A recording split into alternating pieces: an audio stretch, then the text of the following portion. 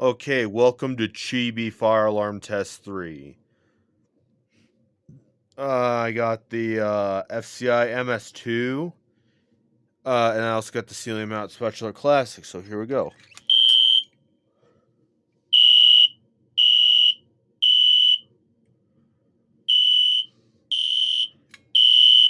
Let it ring for a few minutes.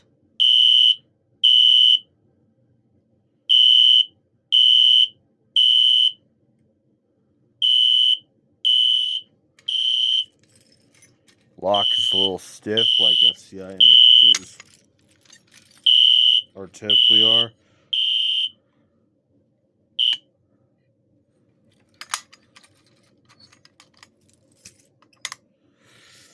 Anyways, I hope you enjoyed that. So, still I'm using my Rail Power 1370 MRC railroad transformer.